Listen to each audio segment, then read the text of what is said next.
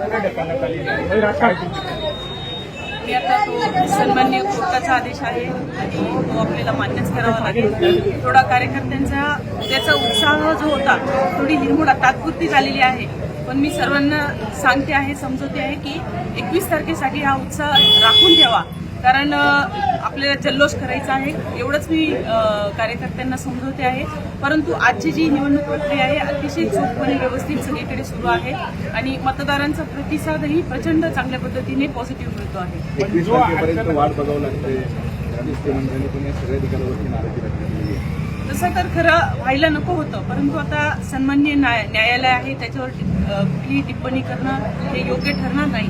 तर जो काही निकाल घेतलेला आहे कदाचित त्या काही नगर परिषदांच्या ज्या पुढच्या ढकलल्या गेलेल्या ज्या काही निवडणूक प्रक्रिया आहे, स्थगिती आलेली आहे, तो एकत्र निकाल व्हावा, इकडचा इन्फ्लुएन्स तिकडे होऊ नये.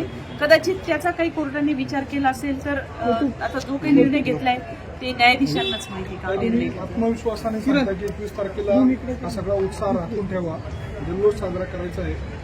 काय या सगळ्या दरम्यान गुलाल कोणाचा? गुलाल 100% हा भुगूरमध्ये राष्ट्रवादीचा राहील हे आजच तुम्हाला सांगून देते. याचं कारण असं आहे की या भुगूरमध्ये याच्या अगोदर कुठल्याही वरिष्ठ पातळीवरच्या नेत्यांनी म्हणजे आमदार असतील, खासदार असतील, ग्राउंड लेवलला जाऊन लोकांना विश्वासात घेतलेलं नाहीये. आणि तो विश्वासात घेण्याचं हे आहे की गेल्या 5 वर्षांमध्ये काल मी जे पुरावे दाखवले ती कामं मला अक्षरशः रद्द करावी लागली आणि ती भुगूरकरांमध्ये प्रचंड चीड निर्माण झालेली आहे. ही तशी लढाई आता इथून पुढे 12 वाजलेले आहे. ही जनशक्ती विरुद्ध धनशक्ती ही लढाई आता सुरू झालेली आहे.